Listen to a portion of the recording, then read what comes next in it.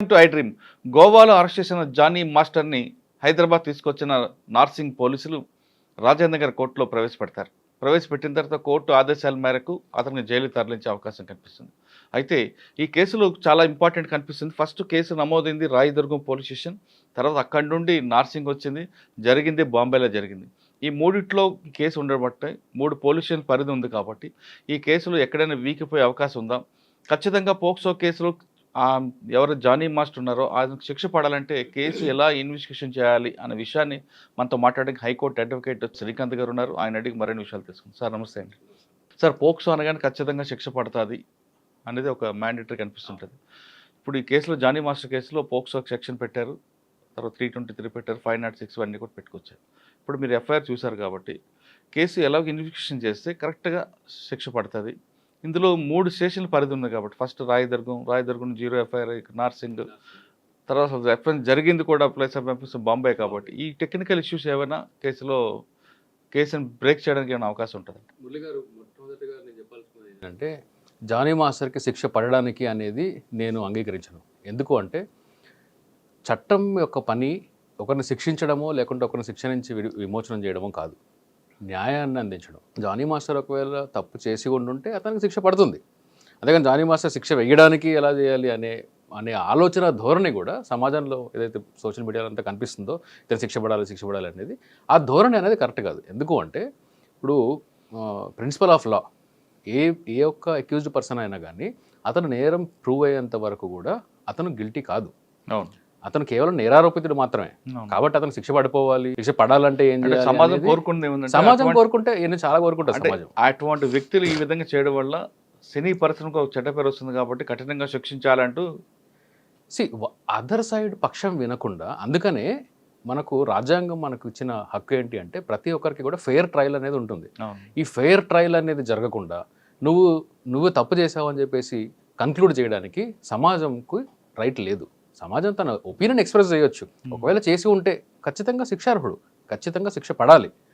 చేసి ఉన్నాడు అనే ప్రిలిమినరీ ఇన్వెస్టిగేషన్ కానీ రివీల్ చేస్తే శిక్ష పడే విధంగా పోలీసు వారు, ప్రాసిక్యూషన్ వారు తగిన చర్యలు తీసుకోవాలి. ప్రాసిక్యూషన్ లేకుండా చూసుకోవాలి. అంతవరకు మాత్రమే స్టేట్ డ్యూటీని చేయాలి. అంతేగాని శిక్ష విధించడము, శిక్ష పడేలా చేయడం అనేది మోటివ్ అవ్వకూడదు.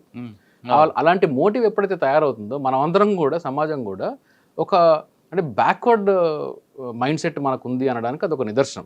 కాబట్టి ఫెయిర్ ట్రయల్ అనేది అందరికీ ఆపర్చునిటీ ఉండాలి. జానీ మాస్టర్ పక్షాన్ని వినాలి. అతను తన డిఫెన్స్ని తను చేసుకోవాలి. ఆ డిఫెన్స్ చేసుకున్న తర్వాత ఒకవేళ ప్రాసిక్యూషన్ వారు కానీ నిరూపించితే అతనికి శిక్ష పడి తీరాలి. ఆ ధోరణిలో మనం ఉండాలి. ఇది నెంబర్ 1. అయితే ఎఫ్ఐఆర్ నేను చూసాను కానీ అందులో పోక్సోకి సంబంధించిన సెక్షన్స్ ఏవి పెట్టలేదు. 376లోనే ఉంది. 376, 323 ఏదో ఉంది, 506 ఉంది. పోక్సో ఇన్వోక్ చేయలేదు. బహుశా పోక్సో ఇన్వోక్ చేయడానికి కారణం కూడా ఎఫ్ఐఆర్లోనే ఉంది. ఇప్పుడు నేను చెప్తే అది మరీ ప్రీమెచ్యూర్ అవుతుంది కాబట్టి ఆ విషయం నేను చెప్పదలుచుకోలేదు.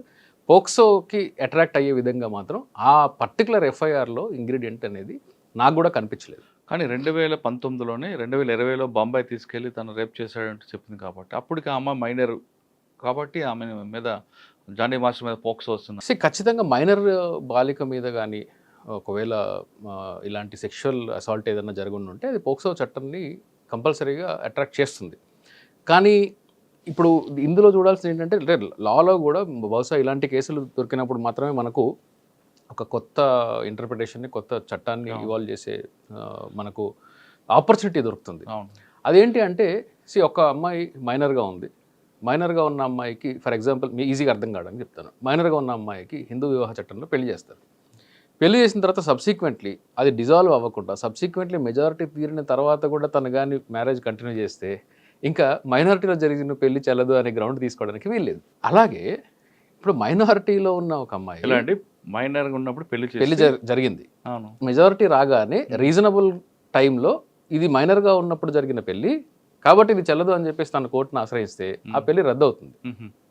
కానీ సబ్సిక్వెంట్గా తను కానీ అది కంటిన్యూ చేసి ఒకవేళ ఆ కంటిన్యూషన్ మ్యారేజ్లో ఉండి ఆ తర్వాత ఎప్పటికో వెళ్ళి 4 ఏళ్ళకో 5 ఏళ్ళకో వెళ్ళి నేను మైనర్గా ఉన్నప్పుడు జరిగింది కాబట్టి చెల్లదు అంటే కుదరదు. ఎందుకంటే మెజారిటీ తీరిన తర్వాత కోహాబిట్ చేసింది కాబట్టి. రైట్. సో ఇలాంటిది ఆ హిందూ వివాహ చట్టంలో ఉంది. ఆ లాజిక్ని ఒకవేళ ఇక్కడ కానీ అప్లై చేస్తే, చేయమని నేను చెప్పట్లేదు, జస్ట్ ఒక రీజనబుల్ అప్రిహెన్షన్ని నేను రేజ్ చేస్తున్నా.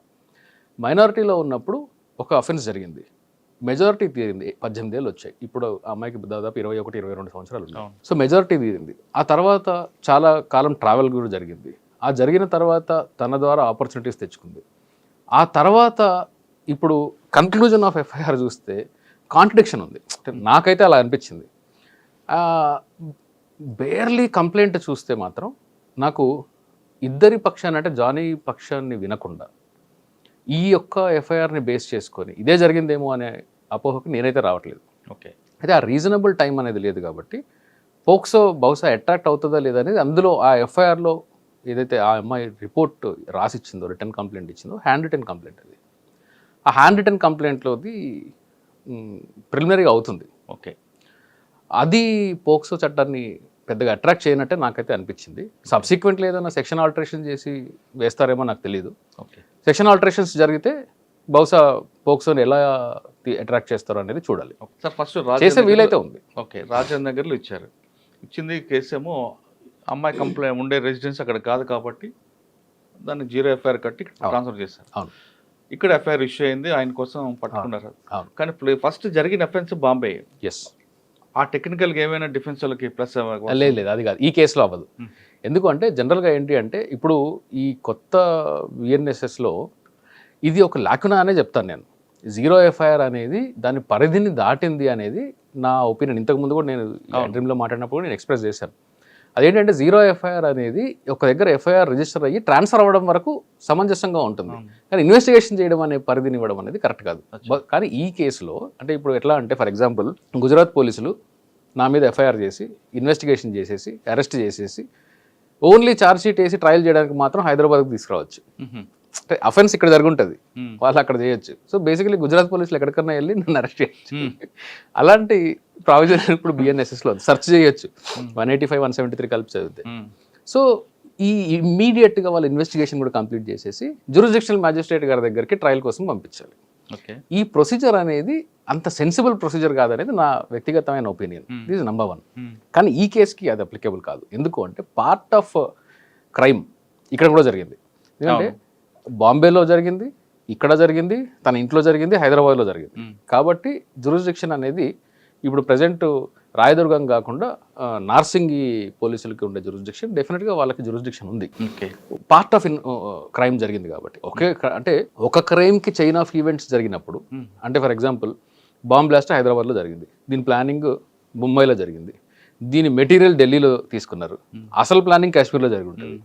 సో ఇప్పుడు ఈ 4 ప్రాసెస్లో కూడా జ్యూరిస్డిక్షన్ ఉంది, ఎక్కడన్నా చేయొచ్చు. అలాగే ఇది కూడా ఒక పార్ట్ ఆఫ్ క్రైమ్ బహుశా 376 వరకు మీకు బాంబేలో జరిగింది, తర్వాత అసాల్ట్ వచ్చేసి హైదరాబాద్లో జరిగింది, ఇంటికి వెళ్ళి స్కూటీని తగలబెట్టాడు, అక్కడికి వెళ్ళి గొడవ చేశాడు అనేది వాళ్ళ ఇంట్లో నార్సింగి అండర్లో జరిగింది.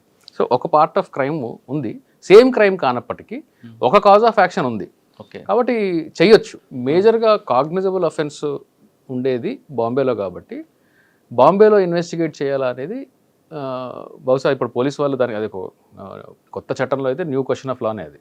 అంటే ఒక కాగ్నిజబుల్ అఫెన్స్ ఉంది, నాన్ కాగ్నిజబుల్ అఫెన్స్ ఉంటుంది, ఇంకోటి 323 కాగ్నిజబుల్ అయినప్పటికీ మూడిట్లో మోర్ సీరియస్ అఫెన్స్ అనేది అక్కడ ఉంది కాబట్టి అక్కడ ఇన్వెస్టిగేట్ చేస్తారా, లేకుంటే వీళ్ళు అక్కడికి వెళ్ళి ఇన్వెస్టిగేట్ చేయొచ్చు. చట్టంలో అయితే వీళ్ళు అక్కడ ఇన్వెస్టిగేట్ చేయడానికి కూడా వీళ్ళకి రైట్ ఉంది.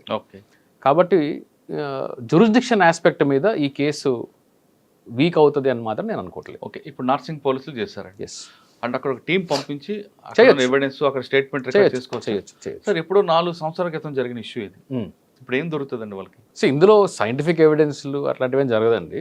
బహుశా నాకు అంటే ఐ విట్నెస్లు ఎవరన్నా వచ్చి టెస్టిఫై చేస్తే తప్ప పెద్దగా ఈ కేసులో జానీ మాస్టర్కి శిక్ష పడుతుందని కూడా నేను అనుకోవట్లేదు. ఓకే. ఇప్పుడు పోక్సోలో ఏంటి అంటే పోక్సో చట్టంలో విక్టిమ్ యొక్క సోల్ టెస్టిమనీ సరిపోతుంది, కానీ అలా 376 రెగ్యులర్ 376లో అలా కాదు. సోల్ టెస్టిమనీ ఆ అమ్మాయిది 4 గోడల మధ్యలో జరిగిన దానికి ప్రూఫ్ ఎక్కడి నుంచి చేస్తారు? ఆ అమ్మాయి టెస్టిఫై చేసే విధానంలో ట్రయల్లో కానీ అంటే నేను ట్యూటర్ చేసినట్టు అవుతుంది. ట్రయల్లో కానీ ఒకవేళ లాని సాటిస్ఫై చేయగలిగితే డెఫినెట్గా జానీ మాస్టర్ శిక్ష పడే అవకాశం ఉంది. ఓకే. ఇంకోటి ఈరోజు జానీ మాస్టర్ని కోర్టు ముందు ప్రవేశపెడతారు. సందర్భం వచ్చింది కాబట్టి చెప్తాను నేను, మురళి గారు. ఒక సుప్రీంకోర్టు ఇప్పుడు ప్రజెంట్ ఉన్న జస్టిస్ చంద్రచూడ్ గారు, చీఫ్ జస్టిస్, అంతకు ముందున్న మంచి మంచి జడ్జిమెంట్స్లో కూడా, మంచి కాన్స్టిట్యూషనల్ జడ్జిమెంట్స్లో కూడా ఒక లాజిక్ అనేది సుప్రీంకోర్టు ఇవ్వడం జరిగింది. అదేంటంటే మ్యాజిస్ట్రేట్కి పోలీసులకి, అంటే పోలీసులకు అరెస్ట్ చేసే రైట్ ఉంది, మ్యాజిస్ట్రేట్లకి రిమాండ్కి పంపించే రైట్ ఉంది. ఇది పవర్, కానీ నెసెసిటీ ఉందా లేదా అనేది చూడాలి. అంటే ఎంత పెద్ద రిజెక్ట్ చేసే అవకాశం కూడా మేజిస్ట్రేట్కి ఉంది. ఎస్, అంటే యాక్చువల్గా రిజిస్టర్ చేసే అవకాశం పక్కన పెడితే అసలు రిమాండ్కి పంపించే అవసరం ఉందా లేదా అనే స్క్రూటినీ అనేది జరిగి తీరాలి. అది జానీ మాస్టర్ అని చెప్పట్లేదు, ఎవరికైనా ఏ కేసు అయినా కానీ. ఎందుకంటే ఇప్పుడు ఒక కేసులో ఒక క్రైమ్ చేసిన వ్యక్తి, అక్యూజ్డ్ పర్సన్ నిజంగానే క్రైమ్ చేసి ఉండొచ్చు నాకు, అలాంటి వాటిల్లో పంపించాలి. ఒకవేళ చేయకపోతే ఏంటి అనే పరిస్థితి ఉన్నప్పుడు అక్కడే మ్యాజిస్ట్రేట్ మైండ్ అప్లై చేయాలి. మెకానికల్గా ఇప్పుడు ఎట్లా అయిపోయిందంటే మ్యాజిస్ట్రేట్లు కూడా చాలా మెకానికల్గా అదే కాపీ పేస్ట్ చూస్తున్నారు. రీసెంట్గా మన జస్టిస్ రాధారాణి గారు కన్విక్షన్ ఇచ్చారు మెకానికల్ రిమాండ్ పంపించినందుకు. కాబట్టి మెకానికల్ రిమాండ్ చేయకూడదు. కానీ కంటెంట్ ఏముంది, నిజంగానే ఇతను బయట ఉంటే అరెస్ట్ చేయాల్సిన అవసరం ఉందా, రిమాండ్ పంపించాల్సిన అవసరం ఉందా, రిమాండ్కి పంపకుంటే ఏం జరుగుతుంది, పంపితే ఏం జరుగుతుంది అనేది ప్రాపర్ జ్యుడిషియల్ స్క్రూటినీ జరిగిన తర్వాత మ్యాజిస్ట్రేట్ తన మైండ్ అప్లై చేసి అప్పుడు మాత్రమే పంపించాలి. మెకానికల్ నేను పంపించేస్తానంటే కుదరదు. అది చాలామంది మ్యాజిస్ట్రేట్లు చేస్తున్నారు. అది నాకైతే అసలు వాళ్ళు మైండ్ అప్లై చేస్తున్నట్టు అనిపించదు, చాలా కేసులు అనిపించదు. ఓకే. అలాగే ఈ 41A CRPC మనకు పాత చట్టంలో ఉంది కదా, ఇప్పుడు 35 BNS, అందులో కూడా కొత్త చట్టాలు తీసుకొని వచ్చినప్పుడు ఒక కొత్త చేంజ్ చేసే అవకాశం మనకు ఉన్నది. లాస్ట్ టైం నేను చెప్పాను. అదేంటి అంటే పోలీసు వారికి రీజనబుల్ గ్రౌండ్ కాదు కావాల్సింది అరెస్ట్కి, రీజనబుల్ సస్పిషన్, రీజనబుల్ రిపోర్ట్ ఉండాలి, అంటే కంప్లైంట్ వాడుక భాషలో రీజనబుల్ సస్పిషన్ ఉండాలి. అంటే ఇన్వెస్టిగేషన్ ఆఫీసర్ నాకు అనుమానం ఉంది అంటే ఎవరైనా అరెస్ట్ చేయొచ్చు, అది కుదరదు. There shall be reasonable ground. రెండుకి తేడా ఉంది. Reasonable ground for arrest, reasonable suspicion for arrest. ఇప్పుడుండే లాలో లాంగ్వేజ్ ఏంటి అంటే రీజనబుల్ సస్పిషన్. అంతకుముందు 41Aలో కూడా అదే ఉంది, రీజనబుల్ సస్పిషన్ ఉంటే అరెస్ట్ చేయొచ్చు అని. ఇప్పుడు కూడా 35లో అదే ఉంది, రీజనబుల్ సస్పిషన్ ఉంటే అరెస్ట్ చేయొచ్చు అని. అంటే ఒకరి అనుమానం మీద నా ఫండమెంటల్ రైట్స్ని కాదని చెప్పి నన్ను జైల్లో పెట్టచ్చు. ఇది అంత మెచ్యూర్డ్ లా కాదు ఇది. ప్రపంచంలో ఎక్కడ కూడా రీజనబుల్ సస్పిషన్ మీద ఎవడో అరెస్టులు చేయడు. పోలీస్ కస్టడీలు గ్రాంట్ చేయరు, ఇండియాలోనే ఉంది ఇది. కాబట్టి అది అంత సెన్సిబుల్ ప్రొసీజర్ కాదు సార్. చాలామంది ఇప్పుడు 4 సంవత్సరాల క్రితం జరిగిన ఇష్యూని ఇంతకాలం గ్యాప్ ఇచ్చి ఇప్పుడు ఎందుకు తెర మీద తీసుకొచ్చారు అని ఒక విషయం తీసుకొచ్చారు తెర మీదకి. ఈ పాయింట్ ఏమైనా కేసులో ఏమైనా వీకే అవకాశం ఉంటుంది. ఎందుకంటే డిలే ఇన్ FIR అనేది అది అక్యూజ్డ్కి జనరల్గా ఫేవర్ చేస్తుంది. కానీ డిలేకి రీజనబుల్ కాజ్, రీజనబుల్ గ్రౌండ్స్ చూపించగలిగితే అది అక్యూజ్డ్కి ఫేవర్ అవ్వకపోవచ్చు. కానీ ఈ కేసులో నేను చూసేది ఏంటి అంటే, బికాజ్ చాలా సోషల్ మీడియాలో నేను చాలా చూశాను, సోషల్ మీడియా వేరే వాళ్ళలో కాదు, వీళ్ళిద్దరి మధ్యలో జరిగింది. అంత సజెస్టివ్గా నాకు అనిపించలేదు. డిలేని సాటిస్ఫై చేయలేకపోవచ్చేమో. కానీ ఒకవేళ జానీ మాస్టర్ అయినా ఏ పెద్ద స్టార్ అయినా కానీ తప్పు చేసి ఉండుంటే, సెక్షువల్ హెరాస్మెంట్ చేసి ఉండుంటే ఖచ్చితంగా జైలుకి వెళ్ళాలి, శిక్ష పడాలి.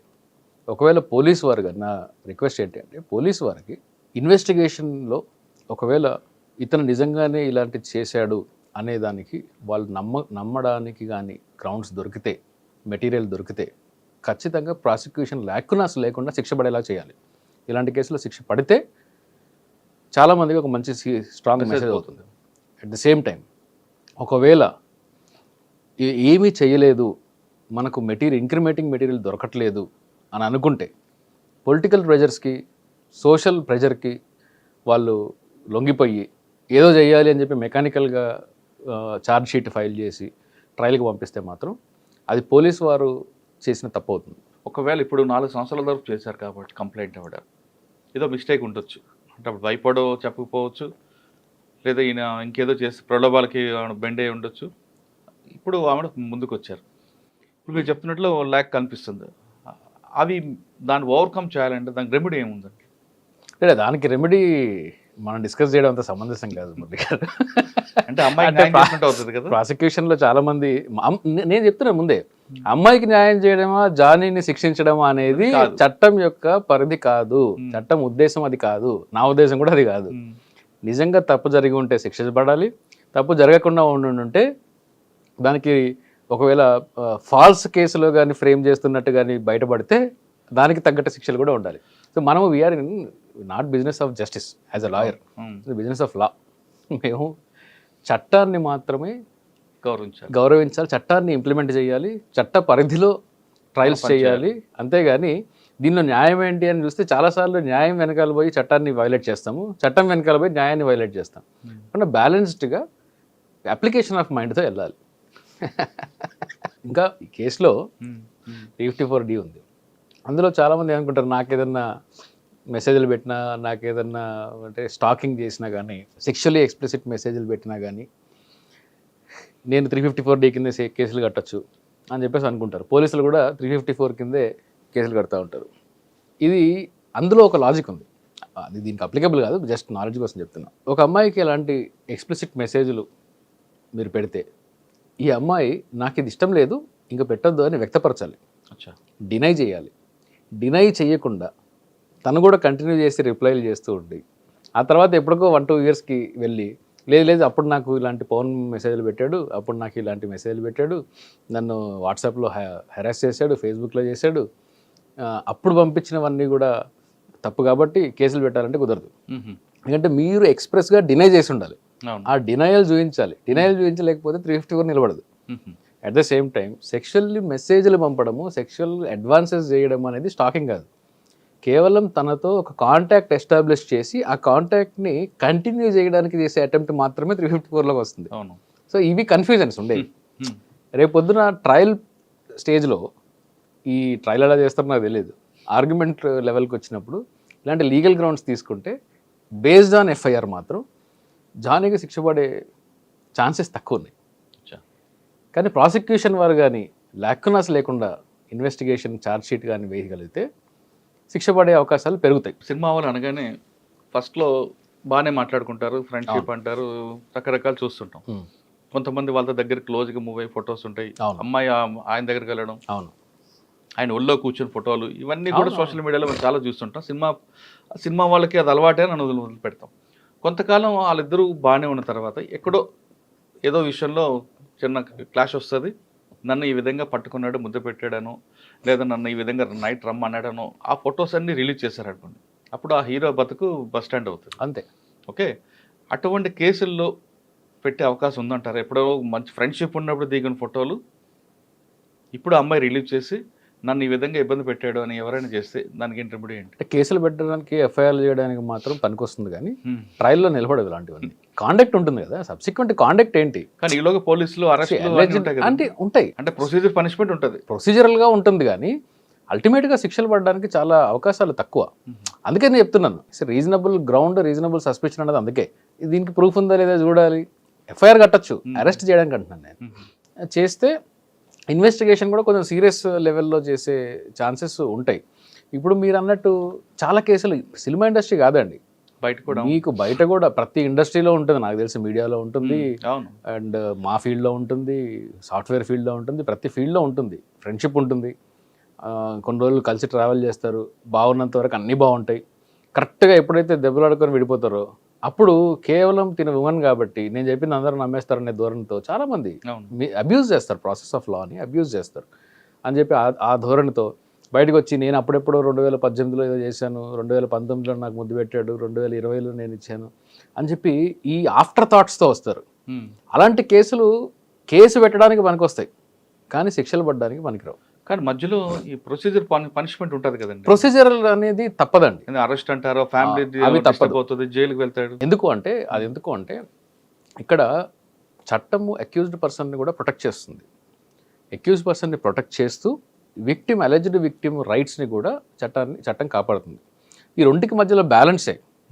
ఇది శిక్ష ఏం కాదు, జైలుకి పంపించడం అనేది రిమాండ్ అంటాం, అందుకని కన్విక్షన్ కాదు. So only judicial remand. Court పరిధిలో కోర్టు డైరెక్ట్గా పర్యవేక్షణ ఉండే జైలు డిపార్ట్మెంట్ పోలీస్ డిపార్ట్మెంట్ కాదు. ఈ పోలీసులకు జైల్లో ఏం అథారిటీ ఉండదు. రిమాండ్కి పంపించారు అంటే పోలీసులు కస్టడీ కావాలంటే పిటిషన్ వేసి కోర్టుని సాటిస్ఫై చేసి అదర్ సైడ్ ఆప్షన్ ఇచ్చి ఛాన్స్ ఇచ్చి ఆర్గ్యుమెంట్కి ఛాన్స్ ఇచ్చి ఒకవేళ అప్పటికి కస్టడీ అవసరం అనుకుంటే ఇస్తారు. సో పోలీస్ రిమాండ్ అనేది శిక్ష కాదు. కానీ ఎఫ్ఐఆర్ అయిన దగ్గర నుండి మీరు చెప్తున్న రిమాండ్ వరకు బెయిల్ వచ్చే వరకు, అది కండిషన్ బెయిల్ అవ్వచ్చు లేదంటే ఇంకేదో బెయిల్ వచ్చే వరకు ఈలోగా మీడియాలో స్టోరీలు డ్యామేజ్ అవుతుంది. ఇవంతా కూడా వాళ్ళకి డ్యామేజ్ అవుతుంది కదా. డ్యామేజ్ అవుతుంది.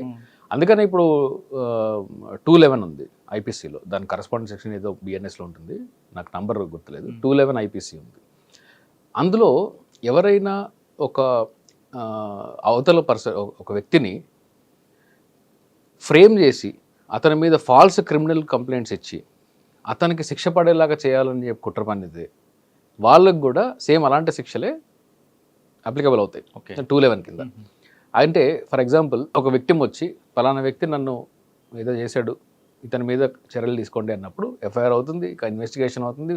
ఫైనల్గా ఏం తేలుతుందంటే అసలు ఈ విక్టిమ్ ఎవరైతే ఉన్నారో ఈ విక్టిమ్ ఏమీ జరగలేదు కాబట్టి ఏం జరగకపోయినా కానీ అవతల వ్యక్తిని ఫ్రేమ్ చేద్దామని చెప్పేసి ఒక ప్రాసెస్ని ఇనిషియేట్ చేసి శిక్ష పడేలాగా తనని ఫ్రేమ్ చేసింది అన్నప్పుడు ఈ విక్టిమ్ మీద కూడా కేసులు పెట్టచ్చు. విక్టిమ్ని ట్రయల్ చేయొచ్చు. మధ్యలో జరుగుతున్న ఎపిసోడ్కి అది అంటే అన్ని ఒక్కొక్క ఇన్సిడెంట్ని తీసుకుంటూ పోతే అండి లా నడవదండి, ఫంక్షన్ అవ్వదు.